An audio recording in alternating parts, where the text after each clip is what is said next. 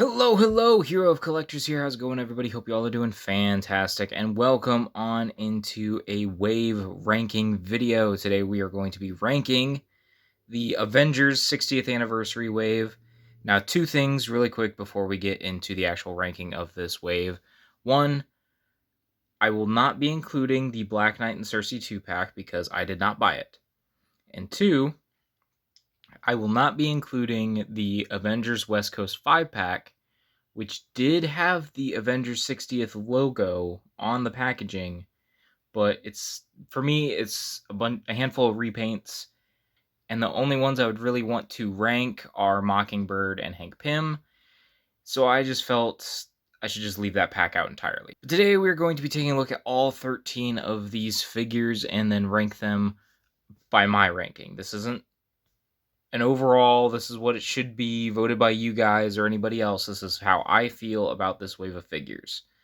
So, without further ado, let's just get into the ranking and start at 13 and work our way to number 1. Okay, so starting this ranking off at number 13, we have Spider-Woman from the Super-Skrull and Queen Varanki 2-pack. So, I only picked up one of this pack.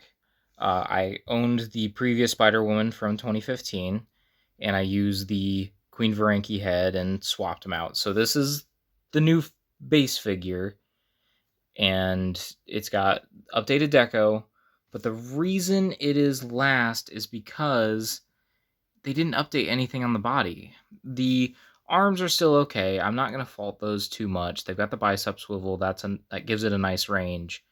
But the pinned legs, these legs and like the slightly smaller adult female legs get so warped over time that it would have been really nice to get an update to this.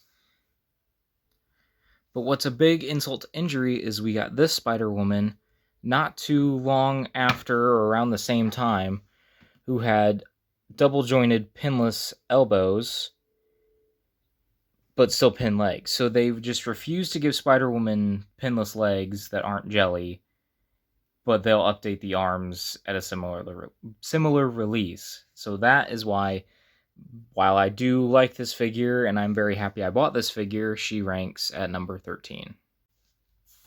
Alrighty, and now at number 12 of this ranking, we have Dr. Bruce Banner, which is a fine figure. My complaints with this figure are the suited pin legs that we've been getting. These ones are very hard to stand, and I'm glad we now no longer have to deal with these because of the new Matt Murdock figure. But my other complaint is the head.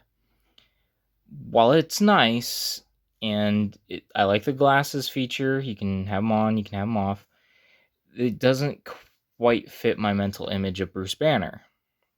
So I think what I'm going to do for a display is have this head displayed because of this image.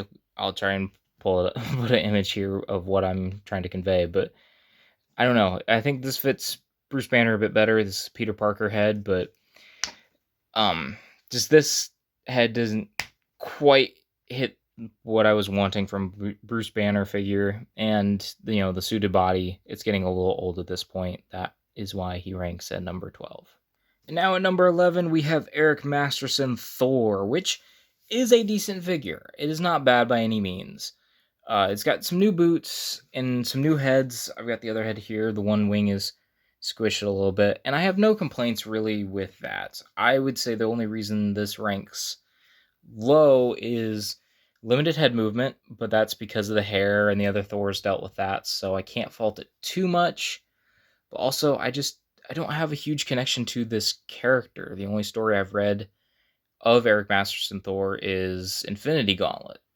My connection to this version of Thor is very limited, so therefore, while it is a decent figure and one that I'm very happy to have and will have a place in the collection, I'm just not as connected to him. It just doesn't have that, oh wow, I'm so glad to have this feel.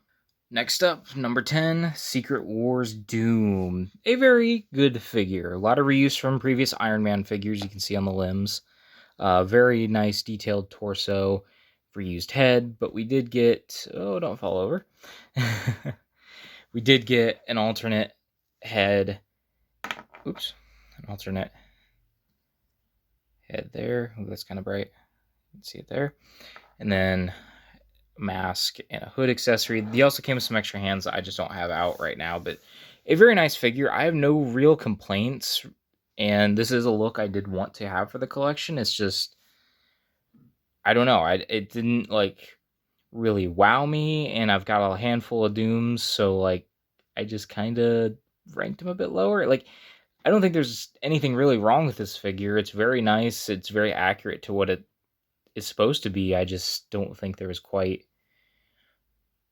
that wow factor to make me rank it higher. I don't think I had as much fun trying to pose him around. I think that's kind of what it is.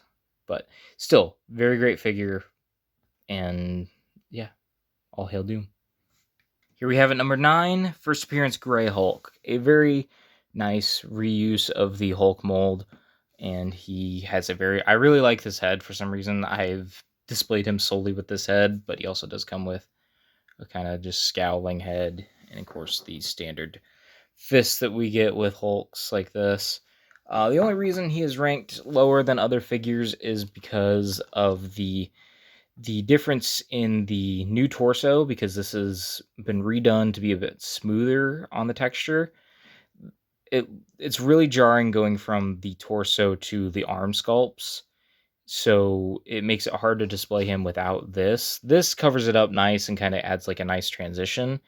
But if I didn't, I don't always like having these on a Hulk figure. So the drastic change from here to here, it's really off-putting to me, and that's just why it kind of ranks a bit lower than other figures. Still great. I love this Hulk mold. I have no real complaints overall. It's just that one little detail that really starts to bug me. Next up, we have Monica, Captain Marvel, at number 8. And I'm very happy to have this classic costume to go with the rest of my Avengers. I was introduced to her in the Secret Wars comic that I used to get with the Marvel Universe 3 3/4 inch figures. Just my big problem are the arms. They needed a bicep swivel, at least. I can forgive these weird kind of overlay things to make the arm flap wings, whatever you want to call them, but they're so hard to pose with only just the shoulder joints. They needed a bicep swivel, at least. So that's why this one ranks a bit lower than others. I think it's still a decent figure. It's got pinless legs, so, you know, she's going to stand, but also the heels kind of counteract that. But it can be worked with. The arms make it really hard to get her into a pose, so that is why she ranks at number 8. But I'm very happy we have this costume. I just wish it was better. And here at number 7 is the Illuminati Super-Skrull, based off of the Build-A-Figure Super-Skrull body. This is pretty great. It's got a lot of new pieces here. He's got a new torso, a new arm here, new cape, new head, and he's pretty great. I love these accessories. He does come with a set of plain arms if you don't want him to be Mr. Fantastic or Iron Man. I've read the Illuminati book in which this appears, so it's really cool to have this as a... or no, this wasn't in the Illuminati book. This was in the main Secret Invasion book, I believe. But yeah, it looks really good. It's got the Doctor Strange cape, which I really like. You can kind of see the back. But I would say my only complaint really are the warping legs. He's got some real jelly leg action going. Other than that, I think he's pretty great. He's a very intimidating figure to have with my other Skrulls. So that's why he ranks number 7. Okay, now at number 6, just missing the top 5, we have Iron Man Mark 1. This is a fantastic mold, and at this point, this is where all my complaints are going to get very minimal, or if I have them, they don't factor in nearly as much as other issues I have, or like as the good parts of a figure. So my big complaint is just the torso range. I wish there was more, but I understand why there isn't. But this figure is dope. He's got some like buttery smooth like joints that are just fun to sit and play with. He was a desk figure for a while, and I just like how he looks. He's got some nice scratches and stuff on him. Just a very cool Iron Man figure, and we already got a repaint of this. Yes, we are getting the gold variant of this armor, and I couldn't be happier because I'm going to display them both. He does come with some blast effects, and here are some extra hands. I haven't really been showing the accessories as much because I have most of them packed away, so I do apologize, but yeah, I'm very happy with this Iron Man, so that's why he gets the number 6 spot. I had to zoom out for this number 5 pick, but here we have the Super-Adaptoid 12-inch figure. Now, I love the 12-inch figures. I've been backtracking for like the past year or two trying to get all of them, and in fact, I now have the Captain America figure that this is based on to actually compare him to now, and I think this Super-Adaptoid is really great. I know a lot of people did not like the price point when he initially released, or maybe just didn't care for the reuse of this figure, but I really like this. I want to celebrate us getting 12-inch figures because it opens up a door for us to get more characters better priced giant men and other things. We can get more characters that are larger without having to be HasLabs, and I think this was an opportunity to do that, and they nailed it. I think this is pretty great. My only complaint is they didn't modify the shield to better fit for these arm thingies, because that's a real pain in the butt. But otherwise, I think this is a really great Super-Adaptoid figure. I don't know. He's a lot of fun. So that's why he gets the number 5 spot. And here in the number 4 spot, we have the Destroyer armor. Just missing a podium place, but damn, this is nice. He is so shiny. And all the spikes and details. There's even a slight wash to him, I believe. In some places. I don't think all over the figure, but he looks amazing, and I was even considering getting the Marvel Select Destroyer, which I know a lot of people owned, or still do own, or still do own. But this is great. He's got a great range. I would say my only real complaint is trying to pose this guy around these spikies can really hurt. He does have a set of extra hands here, as you can see. But yeah, number 4, I have no real complaints aside from the sharp spikes. He's got a great presence, especially with the Asgardians, because I've had him posed behind them next to my Odin, and he's a menace, just standing behind everybody. So yeah, number 4, the Destroyer armor. At number 3, taking home the bronze medal, we have Hawkeye and the Sky Cycle.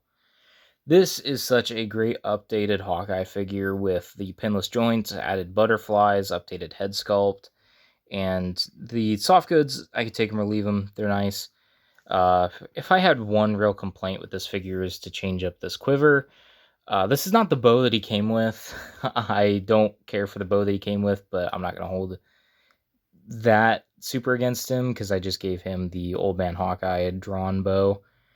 The Sky Cycle is pretty great too. I don't have it on a stand because all my other stands are being used, but it's pretty great. I'm planning to at least get another one because I'll have Hawkeye on one for my Avengers display, and then maybe put another one with, I don't know, Mockingbird or Wonder Man, somebody. I'll figure it out. But yeah, the number 3, Hawkeye and the Sky Cycle. All right, at number 2 with the silver medal is, of course, Bucky Cap. This is how you do an update, Hasbro. Do an all-new mold, give him pinless limbs, and make him nice and shiny and dope. This is the ideal update to the original Bucky Cap, which I have and will probably never sell because this was one of the very first Marvel Legends I ever picked up. So he will have a permanent place in my collection, but this guy goes with my new Avengers. And I freaking love the update that this is. I had so much fun posing around. I don't really have many notes, any complaints for this guy. I would say maybe the way the belt is. I think that's probably my only real complaint. Otherwise, fantastic figure, fantastic sculpt, looks great. Fantastic. Too many fantastics in this, but yeah. So number 2, Bucky Cap. And who's the number 1? Drum roll, please. Black Widow. Yeah, you should have seen this coming. And super articulated, pinless, double jointed with butterflies Black Widow what more could you ask for? She even included a crap ton of guns and blast effects and 2 different heads, or 3 different heads, I should say, 2 extra heads for display options. This is the kind of release you want. I know they can't do this with everything, but damn, this is the kind of figure release that makes the #1. It's a perfect release, in all honesty. There's not much more you could have added to this Black Widow to make her better. So that is why she takes home the gold at the #1 spot in my ranking. And that is my ranking of the Avengers 60th Anniversary Wave. If you saw my ranking from last year's Best Comic Figures of the Year, you probably already knew that's where some of these figures landed for me, but I really do hope you all enjoyed this video. It's always fun to rank a wave. I should have a few other rankings on the way. Fingers crossed I get them done soon. But anyway, I hope you enjoyed. Make sure you like, comment, subscribe, and I will talk to you all in another video, another post, another time.